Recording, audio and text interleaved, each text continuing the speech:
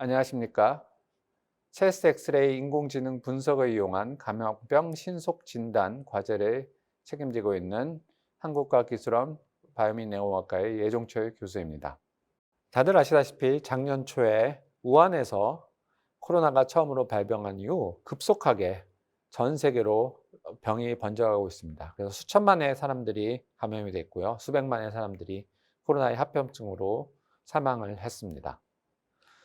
이런 코로나는 안타깝게도 치료법이 발견되고 있지 않기 때문에 그에 대한 선제적인 진단이 중요한 이슈가 되고 있습니다. 이런 코로나를 진단할 수 있는 방법은 크게 세 가지가 있습니다. RT-PCR, CT, 체스트 엑스레이가 있는데요. CT 경우에 있어서는 민감도가 높고 그렇지만 비용도 비싸고 또한 그 CT 장비를 오염시킬 수 있는 문제점들이 있기 때문에 실제적으로 많이 사용을 할 수가 없습니다. 이에 비해서 RT-PCR 같은 경우는 간편하게 SL을 통해서 진단을 할 수 있고 시간도 4시간 정도 걸려서 실제적으로 코로나 진단에 있어서 골든 스탠다드로 사용이 되고 있습니다. 하지만 이러한 4시간이란 진단이라는 것은 일단 장비에 집어넣어서 그것을 검사 결과가 나온 데까지 걸리는 시간이고요. 실제적으로는 이런 검체를 수거해서 그런 장비가 있는 센터에 보내고 다시 결과를 소팅해서 받아들이는 데까지 시간들이 상당히 많이 걸리게 됩니다. 그래서 미국과 같이 코로나 환자가 급속하게 발생하고 있는 경우에 있어서는 심지어 일주일 가까이 걸린다는 것이 알려져 있습니다. 그 결과 코로나 검사를 하고 나서도 그 중간에 다시 교차 감염이라든지 가족들이 감염한다든지 아니면 주변 사람들이 감염할 수 있는 위험성들을 가지게 됩니다. 아까 잠시 언급한 그 엑스레이 경우에 있어서는 이런 면에서 많은 유용성을 가지고 있습니다. 코로나의 경우에 있어서 가장 중요한 합병증은 폐렴인데요. 이 오른쪽에 보이는 그림들은 코로나에 의한 폐렴을 초기에서 CT로 찍은 사진입니다. 보시다시피 하얗게 변해가고 있는 부분들이 있습니다. 이런 것들이 체스트 엑스레이에서도 반영이 되는 것을 볼 수 있습니다. 더욱이 코로나19 질병이 더 진행이 되면 염증이 폐를 전체적으로 번지게 되고요. 이 경우는 더 쉽게 엑스레이에 보이게 됩니다. 이러한 사실들을 이용을 하면 체스트 엑스레이를 이용을 해서 코로나를 진단할 수 있는 가능성들을 가지고 있습니다. 하지만서도 문제가 되는 것은 현재 민감도가 70% 이하가 되고 있고요. 하지만 희망적인 사항은 이 RT-PCR에서 네거티브가 난 경우에서도 한 9% 정도에서는 체스트 엑스레이에서 감염증이 보이는 소견이 있다는 것들이 리포트되고 있습니다. 또 체스트 엑스레이 경우에 있어서는 다양하게 사용할 수 있는 그런 장점들이 가지고 있습니다. 예를 들어서 병원에서 응급실에 환자를 받아들이기 전에 보통의 경우는 RT-PCR 검사를 시행한 후 자택에서 대기를 하도록 통보를 합니다. 그런데 여기에 CXR을 통해 가지고 위험군들을 선제 격리시킬 수 있다고 하면 병원 내의 감염이나 아니면 집안에서의 감염 확률을 낮출 수 있게 되죠. 또한 경증 코로나 환자의 경우에 있어서는 현재 생활치료센터에 입소하여 모니터링을 하게 되는데요. 어떤 경우에서는 병세가 급격하게 악화되는 경우가 있습니다. 하지만 생활치료센터의 경우에 있어서는 영상 판독 전문의가 상주할 수 없기 때문에 이런 자동 진단 시스템을 통해서 병세가 악화되는 것들을 알람을 줄 수 있다고 하면 선제적으로 판독 전문의가 검사를 할 수 있게 돼서 이런 환자들의 상태를 빨리 치료받게 되는데 도움을 줄 수 있게 됩니다. 하지만 아까 말씀드린 것처럼 CXR을 현재 이용하는 데 있어서는 많은 그런 어려운 점들이 있습니다. 특히나 코로나 팬데믹이 빨리 급속하게 진행이 되는 상황에서는 학습 데이터를 모으는 것들이 어려운 상황이고요. 또한 많은 경우에 있어서 연령층별로 균일하지 않게 분포를 하고 있기 때문에 연령층에 편향된 데이터를 분포를 가지고 있어서 인공지능을 훈련하기 어려운 점들이 있습니다. 이런 문제점들을 해결하고자 본 과제에서는 적은 데이터와 편향된 데이터를 통해서도 안정적으로 인공지능을 학습하는 기술을 개발하고 또한 이런 중증도의 변화를 모니터링을 해서 적절한 알람을 보내는 인공지능 시스템을 개발하고자 하고 있습니다. 따라서 본 사업을 통해서 감염 질환을 신속하게 선별하여 추가 확산을 방지하고 임상 전문가의 치료 계획 수립에 도움을 주고자 합니다. 또한 이를 통해서 국가 코로나 환자들 데이터베이스를 구축하는 데 도움을 주고 또 인공지능 원천 기술을 개발하며 이를 통해서 시제품을 상용화하는 것을 목표로 하고 있습니다.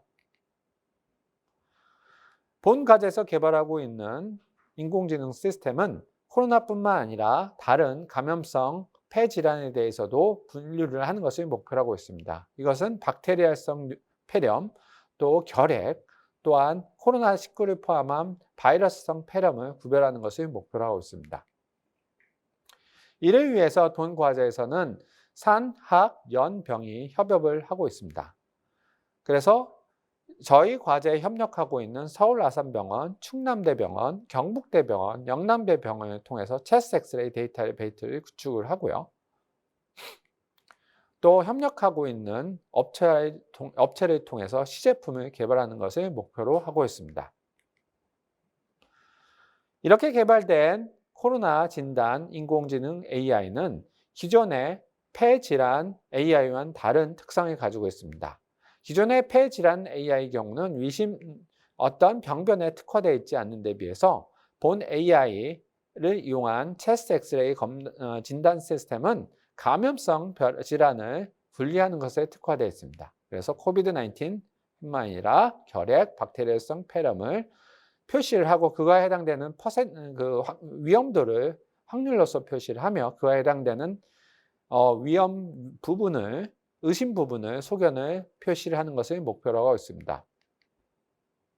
특히나 저희가 개발한 확률적인 그래드캠이라는 것은 기존의 그래드캠이라는 위심 부분을 표시하는 것에 비해서 훨씬 더 정밀하게 여러 군데 병변이 분포되어 있을 때도 표시를 할 수 있는 장점을 가지고 있습니다.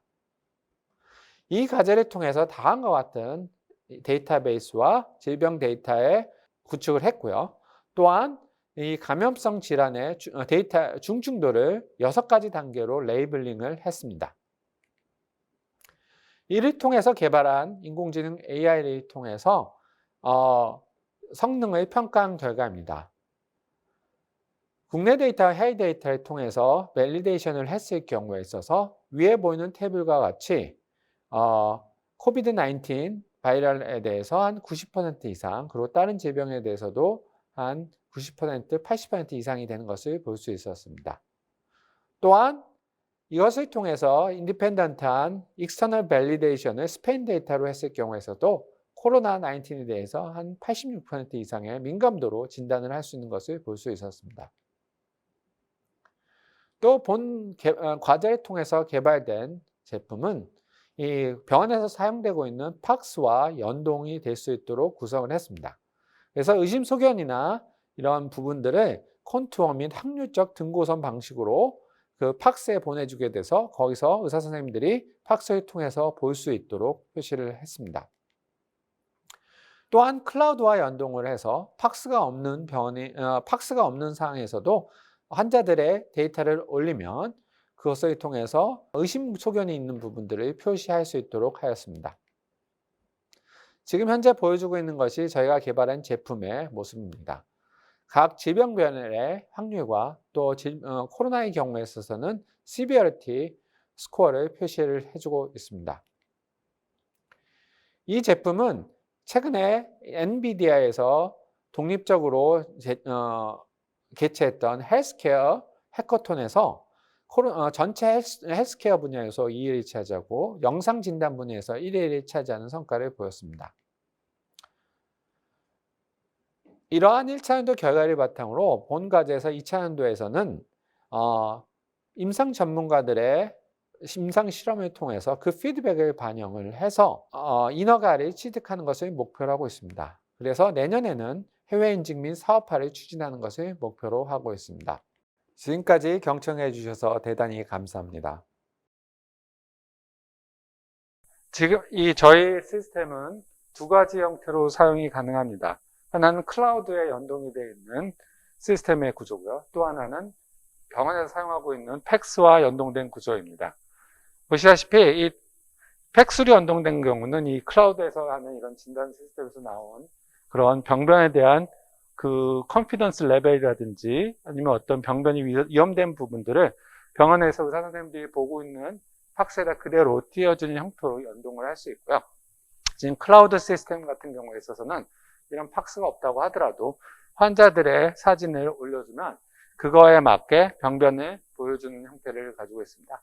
특히 저희 시스템 같은 경우에서는 코로나 및 바이러스성 폐렴과 그 다음에 결핵, 그리고 또 정상, 그리고 또 박테리아성 폐렴을 각각의 진단을 할 수 있고 각각의 질병에 대한 확률, 퍼센티지를 보여주면서 그거에 해당되는 의심 영역을 표시를 하고 있습니다.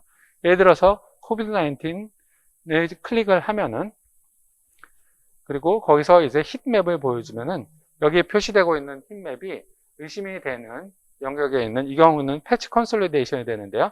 이런 부분이 염증이 있는 부분들을 되게 표시를 해주고 그거에 대한 확률이 지금 이 환자의 경우에는 67% 코로나의 확률이라고 표시를 하고 있고요. 이 경우에 있어서는 이제 다른 뭐 결핵이라든지 정상의 확률도 표시가 되긴 하는데요. 이 경우는 결핵의 의심도가 16%밖에 안 되고 그거에 대한 초기엔 조금이 보이지만 대부분의 경우에 있어서는 코로나로 진단이 돼서 이 환자는 코로나라는 것을 볼 수 있습니다. 또 코로나 그 탭을 한번 클릭을 해보면요. 여기에 이 환자에게 코로나에 대한 중증도를 표시를 할 수 있는데요. 예를 들어서 여기서 갈색으로 표시되고 있는 마크는 이 환자의 경우는 6단계로 나눠진 코로나 중증도에서 4번째에 해당되는 것을 가지고 있다는 것을 볼 수 있습니다. 이걸 통해 가지고 이 코로나의 코로나인지 아닌지에 대한 감염성에 대한 그런 진단을 할 뿐만 아니라 이 코로나의 환자들의 경우도 이런 중증도들이 병이 얼만큼 더 중증도가 변해가는지를 모니터링 할 수 있도록 시스템을 구현하고 이것에 대한 인공지능 기술을 개발하고 있습니다.